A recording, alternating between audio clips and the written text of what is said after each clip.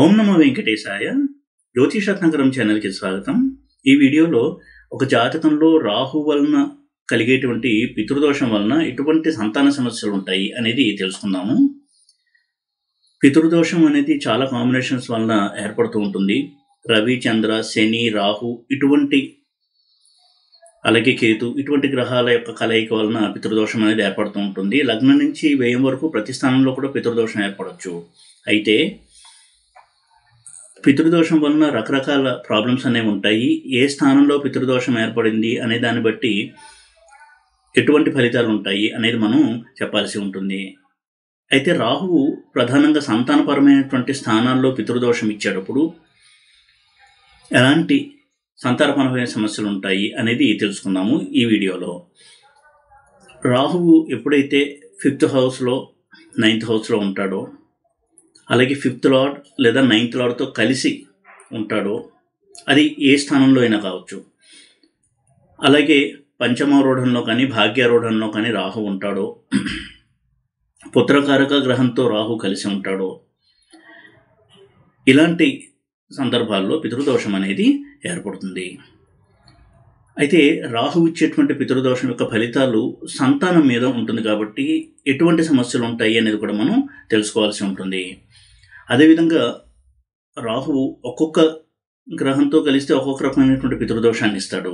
ఉదాహరణకి రవి రాహుల కలయిక అనుకున్నట్టయితే తండ్రితో విభేదాలు, క్లుప్తంగా కొన్ని ముఖ్యమైన పాయింట్లే కనుక చెప్పుకున్నట్టయితే తండ్రితో విభేదాలు రవితో కలిసి వస్తాయి.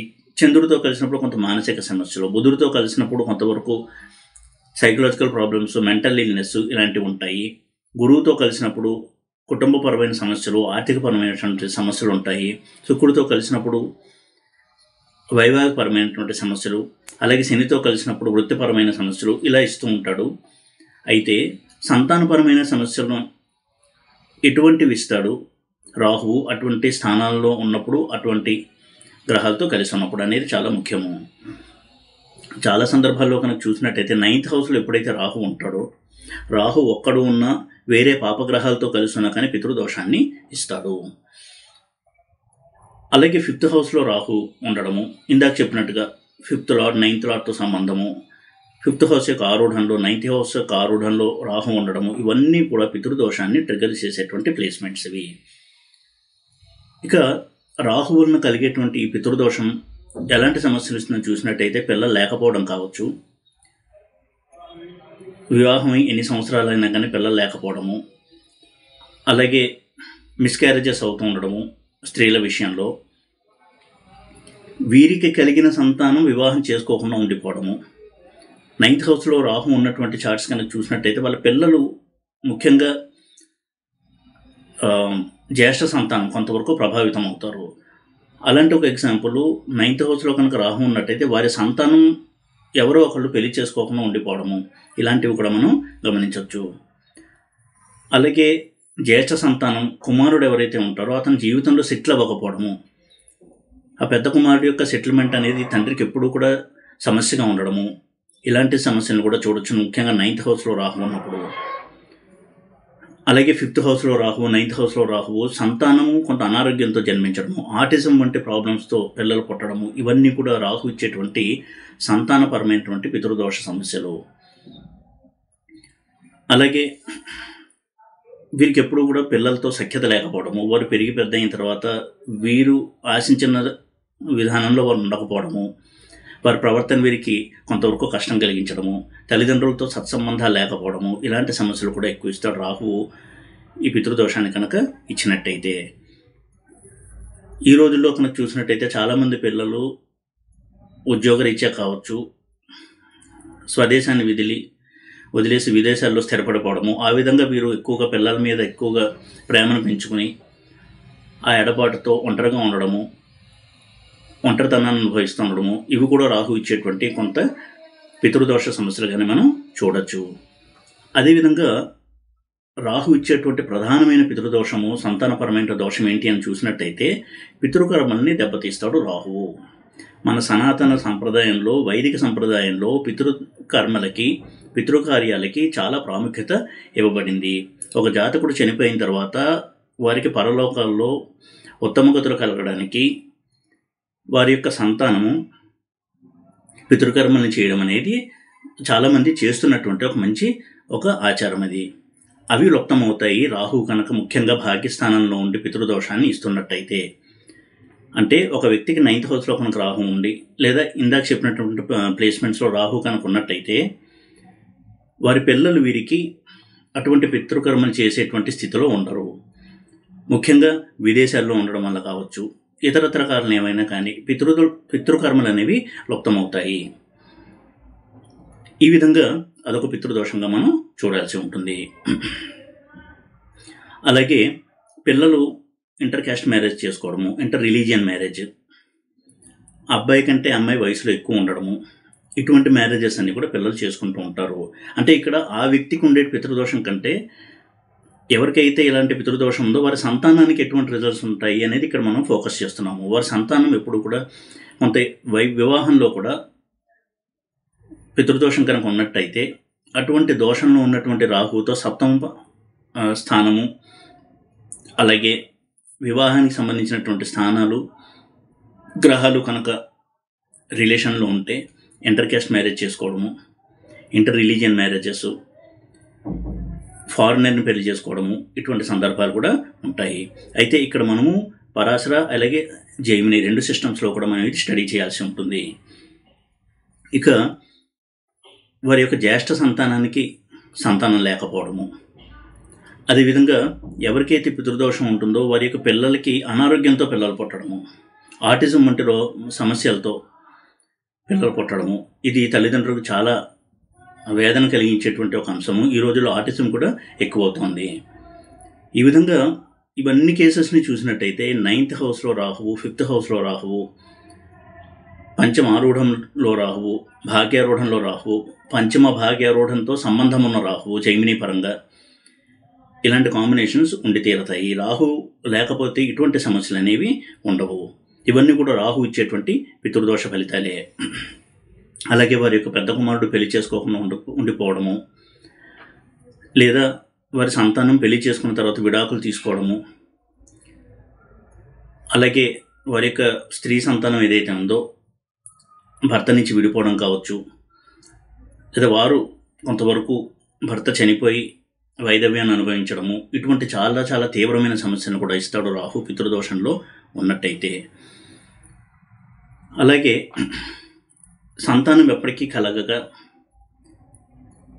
వేరే వాళ్ళ పిల్లల్ని దత్తత తీసుకోవడము, లేదా అనాథ శరణాల నుంచి తెచ్చుకొని పెంచుకోవడము, ఆ తర్వాత మళ్ళీ ఫారిన్ ల్యాండ్లో సెటిల్ అవ్వడము, ఇవన్నీ కూడా పితృదోషాలుగానే చెప్పబడ్డాయి.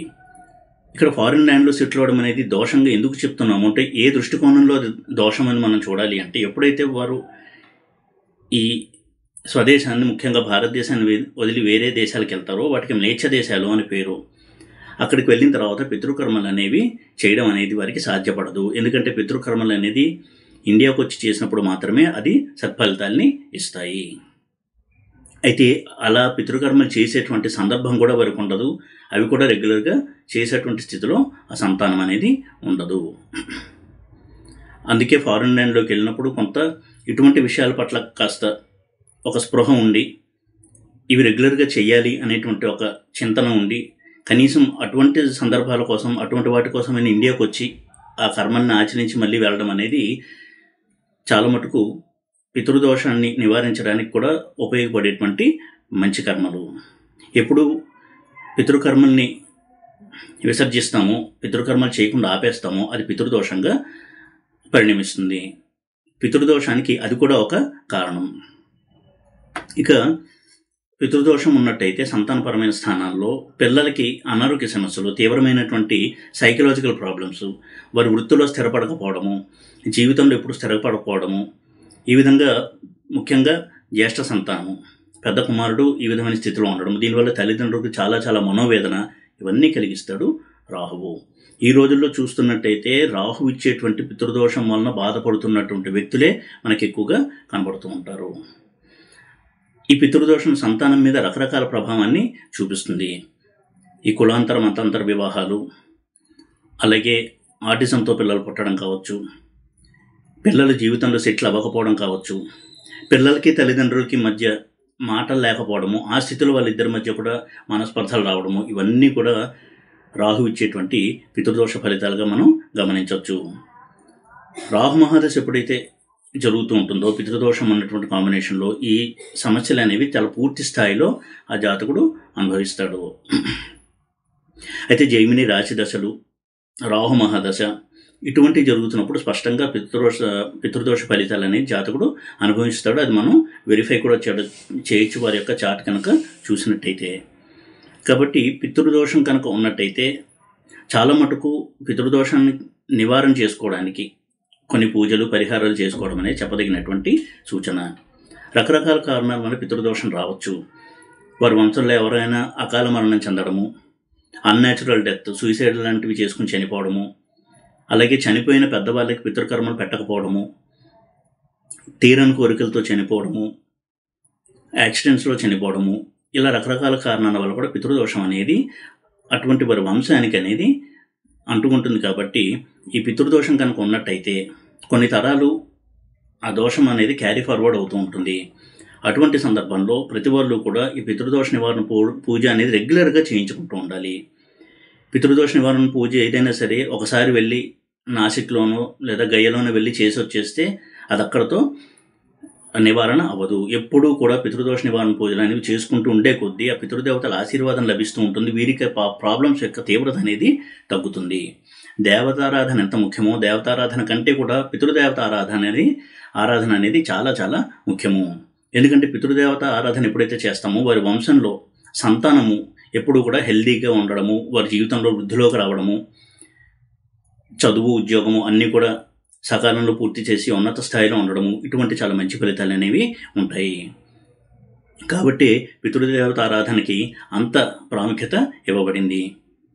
ఇటువంటి వాటిని దెబ్బతీస్తాడు రాహువు ఆ స్థానాల్లో ఉండి పితృదోషాన్ని ఇస్తున్నప్పుడు. ఈ విషయాన్ని కూడా ఎప్పుడు కూడా మనం గుర్తుపెట్టుకుని, రాహు కనుక సంతానపరమైనటువంటి పితృదోషాన్ని ఇస్తున్నట్టయితే తప్పకుండా దానికి సంబంధించినటువంటి రెమెడీస్ చేసుకోవడం ద్వారా చాలా మటుకు ఆ సమస్యల తీవ్రత అనేది తగ్గి సుఖశాంతులు అనేది వృద్ధి చెందడానికి అవకాశం ఎక్కువగా ఉంటుంది. పితృదేవత అనుగ్రహం అనేది కలుగుతూ ఉంటుంది.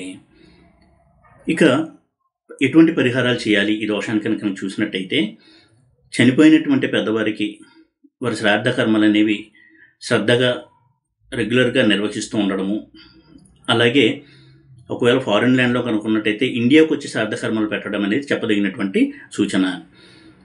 అలాగే నాసిక్, గయా ఇటువంటి క్షేత్రాల్లో కూడా పితృదోష నివారణ పూజలు అనేది చేస్తూ ఉంటారు. కాబట్టి అక్కడికి వెళ్ళి రెగ్యులర్గా చేయించుకోవడం, ఏదో ఒకసారి చేయించుకురావడం కాకుండా రెగ్యులర్గా చేయించుకుంటూ ఉండడము, అలాగే గోసేవ చేయడము, ఆవుకి పచ్చగడ్డి తినిపించడము, నవధాన్యాలు ఇవన్నీ కూడా తినిపిస్తూ ఉండడము రెగ్యులర్గా, అలాగే కాకులకి అన్నంలో నువ్వులు కలిపి అది కాకులకు తినిపించడము,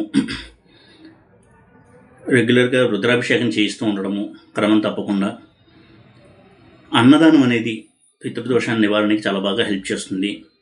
పేదవారికి, అలాగే ఆపదల్లో కష్టాల్లో ఉన్నవారికి సహాయం చేయడము, హ్యాండిక్యాప్డ్ వారికి సహాయం చేయడము, ఇవన్నీ కూడా రాహు ఇచ్చే పితృదోషానికి నివారణగా కొంతవరకు పనిచేస్తాయి.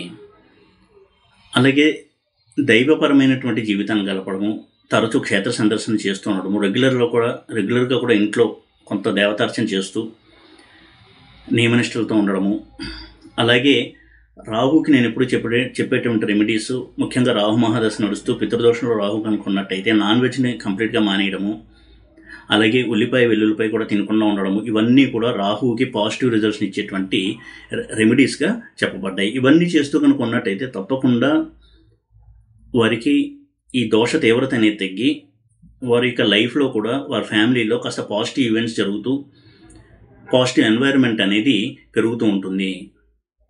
కాబట్టి ఎవరికైనా ఇటువంటి కాంబినేషన్లో రాహు ఉన్నాడా అని చెక్ చేసుకుని ఉన్నట్టయితే తప్పకుండా పితృదోషానికి సంబంధించినటువంటి రెమెడీస్ రెగ్యులర్గా చేసుకుంటూ ఉన్నట్టయితే చాలా మటుకు ఈ సమస్యల తీవ్రత నుంచి బయటపడడానికి, ఆ తీవ్రత తగ్గి జీవితంలో, కెరియర్లో, ఫ్యామిలీ లైఫ్లో సుఖంగా ఉండడానికి ఈ పరిహారాలు అనేవి హెల్ప్ చేస్తాయి. ఈ వీడియో కనుక మీకు నచ్చినట్టయితే లైక్ చేసి, షేర్ చేసి, సబ్స్క్రైబ్ చేయండి. ఓం నమో వెంకటేశాయ.